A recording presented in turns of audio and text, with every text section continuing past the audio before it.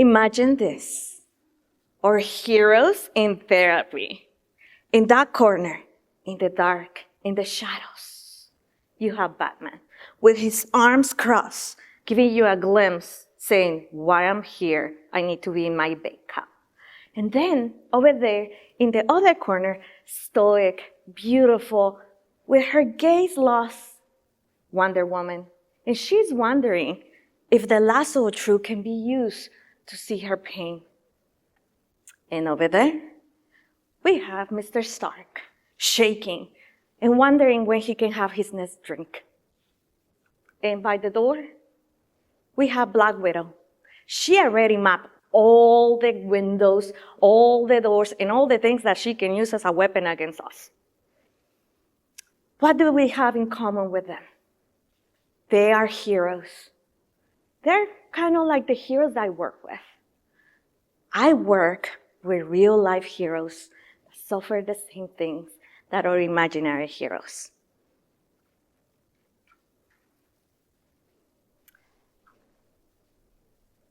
Every 11 minutes, somebody dies by suicide. Every 11 minutes.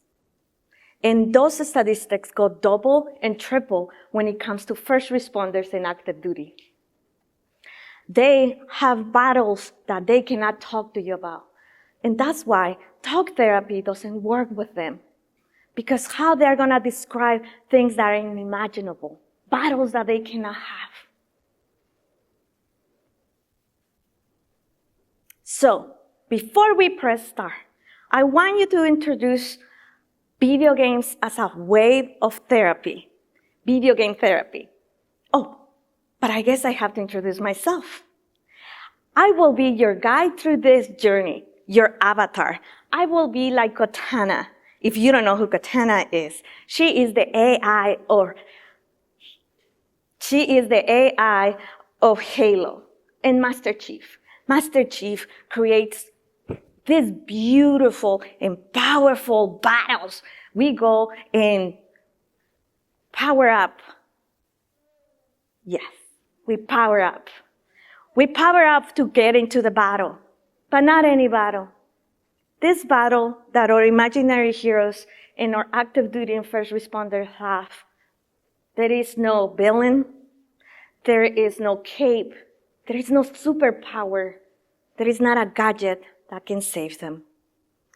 This is a battle internally. This is a battle with their own feelings and thoughts.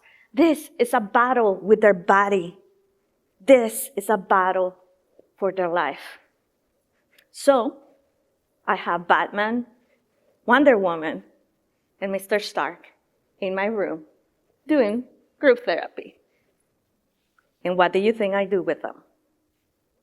No, I don't ask for an autograph. I give them a video game controller. Why, you may say? Because I'm not going to give to Batman a tissue paper and say, how do you feel today in the scale 1 to 10? Or come to Mr. Stark and say, talk to me about your dad issues. Right? Instead, I handle in the video control. They look at me like you're looking at me right now. I lost it. They're like, what in the world? But as long as I don't have to talk about my feelings, I'm in. So every day, every week, they show up. And like that, they start recovering what once was lost, their life. Join me as Katana. My attributes, because if you didn't know, in video games, you have to have attributes to go to battle, right? How many video gamers I have in the audience? Yes. So, this is my attributes. Hi, I'm Sara Roldan. I'm a doctor in clinical psychology, a podcaster, a researcher, and a professor. But most of all, if you haven't noticed, I'm a proud nerd. Yes. I am a nerd and a geek, and I have transformed my career in order to help those that have been forgotten, where talk therapy doesn't work. So, if you are ready, will you join me in this? So we go to level 1, the power of connection, building bridges to play. I know, play for adults. But play is not exclusive for children. Play is a form of communication. For active duty and first responders, talk therapy feels like a foreign language. It's almost if I will start talking to you in Spanish, some of you will learn, some of you won't, and some of you will guess. That's why talk therapy doesn't work for them. Because it's not active, because it's not resilient, and because it doesn't feel like it's for them. How can you ask somebody that has seen the darkness of war or the darkness of people to tell me how you feel? So instead, I give them something that they don't even know that will transform their lives. I give them a control for a video game. Talk therapy has a drop of 50 to 60% treasure. For active duty and first responders, it goes up to 75. Also, with talk therapy, they cannot disclose certain missions or certain things because they are in no disclosure agreements. So if I ask you, you will be, So instead, I'm going to introduce you to our first avatar. My first avatar is Ghost. Ghost has seen the most unimaginable. He feels invisible to everybody, aka that's why he's Ghost. Ghost comes to my office and looks at my computer, this beautiful video game called Halo. He looks at me and says, "Do you play?" And I look at him and say, "Yes," and pass the control. I say, "I thought we were in therapy." We are. So we power up Halo, and we go to all the battles, killing aliens and all the things. And little by little, Ghost's guard goes down. And he gets something that he wasn't able to get before. He got the sensation of camaraderie. He gets the sensation of action. And he gets the sensation of being again a hero. So now let's go to level 2. Halo, Gary Lance once said, "Play is a language that children and toys are their words." Remember, I said that play is not exclusive for children. It's a language. For those that have been traumatized, that they cannot use words, we can use play. Play and video games. Level 2, bottom up and healing, engaging your body and your mind. As we know, trauma is stored in your mind, but principle, they are stored in your body. Especially for active duty and first responders, they don't connect with their bodies. Because when we go out running for our lives to be safe, they run in to catch whatever they need to do. They go for a mission. So, let's introduce your new avatar. I have Scout. A Scout came to me with a terrible history of not being able to work in talk therapy. He was always shaking. His internal system was always in fly or fight, 24/7. So he came to my office, and guess what I gave him? Yes, I gave them a control, a gamer. But I didn't give him an action game. I gave him something called Journey. Journey is a beautiful game where you breathe in and breathe out and go through dunes. And it's just following one character. And where every dune and every corner and every shake, Scout start calming down. And like Joe Kabat-Zinn, a pioneer of mindfulness, says, you can stop the waves, but you can learn how to surf them. And that's why I teach Scout with Abzu. He learned how to surf those waves. And little by little, his nervous system from flight to fight came to mindfulness. And this is what we call somatic therapy, without calling somatic therapy. Level 3, facing your fears. Transform the power of virtual reality. VR. Virtual reality is the hot thing these days, right? Virtual reality offers immersed worlds, and kind of, you will think that it's escape, but it's not. Let's meet our new avatar, Sky. Sky was a beautiful paramedic that unfortunately had to see the most terrible accident flying. Since then, he has lost the vision to want to fly and rescue, and that was their life. So they come to me, and I give them a VR. In the VR, I put them to navigate Tetris. If you have never played Tetris, it's putting these little boxes up and down. But when you go in VR, putting these boxes in the universe or in the water is awesome. But for Sky, it's terrifying. How many of us have a phobia that we don't even come close to it, right? With Sky will look at me terrified, sweaty, having almost a panic attack. And I'll say, it's okay. When you don't want to experience it anymore, you just can take it off. And that kind of control and exposure therapy is what it heals. According to Dr. Stephen Porges, the developer of polybag theory, feelings of safe is essential for healing. So Sky was taking day by day the control of her own healing. So we went from the space to the water, and then to the craft of an airplane. And after being months in the craft of the airplane in the VR, Sky recovered the sky and took her first airplane. Level 4, finding community, walking in the shoes of a hero.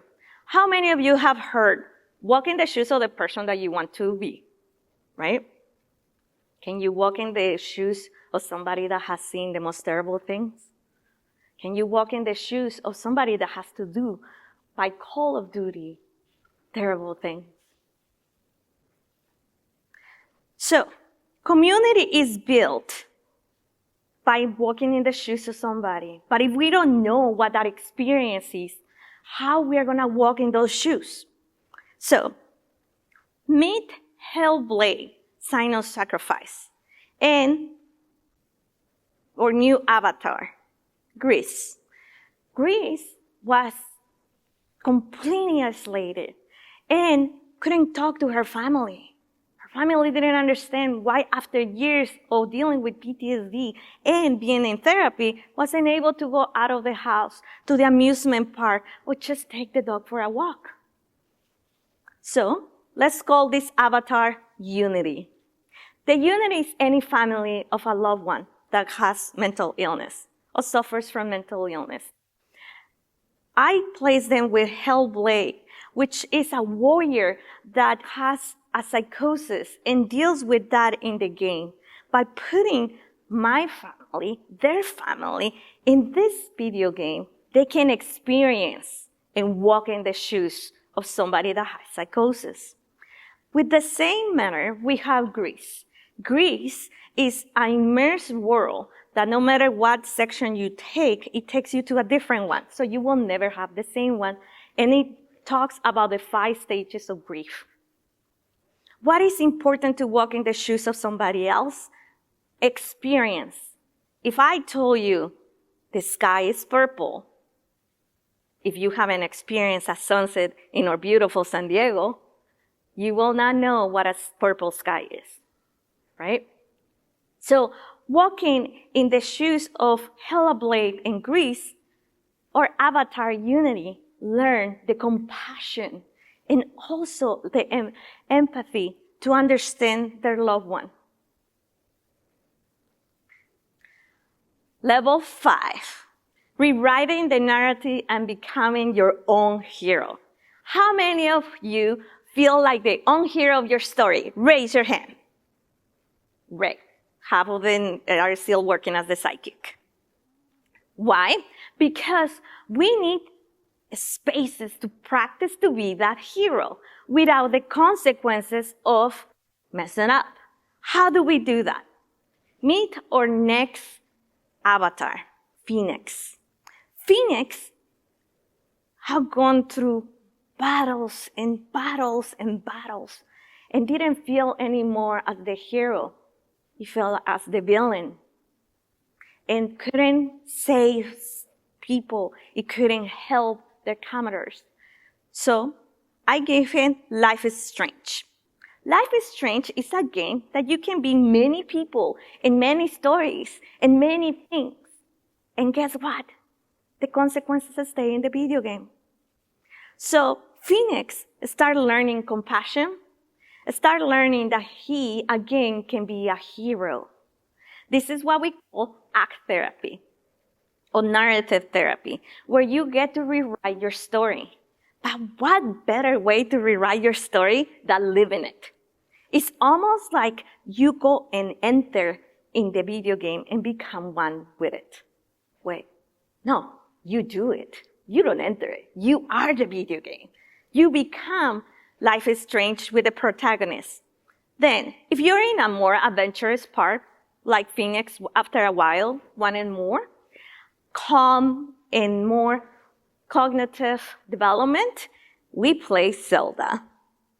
Zelda is a game that teaches you how to go through quests and puzzles. And with that, you learn consequences of choosing one thing versus others. Dr. Stuart Brown said, the positive of play isn't work, it's depression.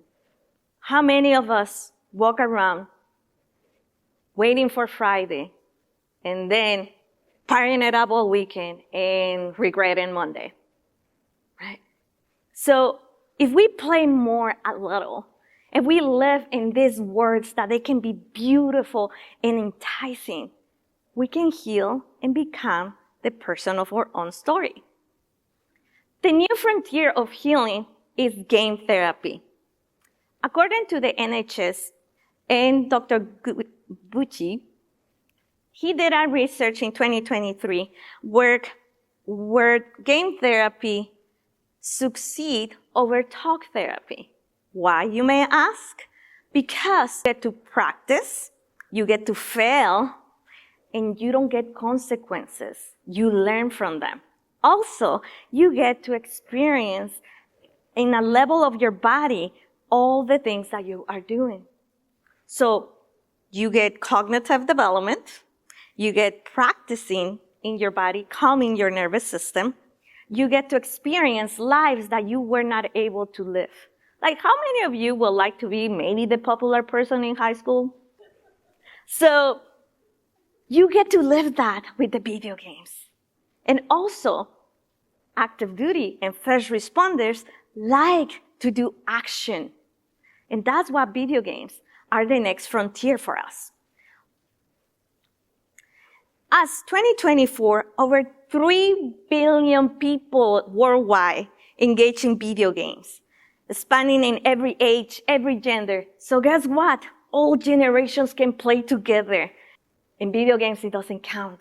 You can be an 80-year-old, a 5-year-old, you can be a monster, you can be a lizard, you can be a fairy. And all together can play. Also, it has been proved that if you play Candy Crush, how many of you play that? Right. It helps your memory. So in a lot of senior living, we have people playing with Candy Crush and also with Tetris because it helps cognitive retention and memory. So my dear quest is getting into the end. And I leave you with this. Video games are not a pastime. Video games are a line of living for those that they don't have words to express their pain. Video games are the next frontier for active therapy. Are you ready to take the next level? Thank you.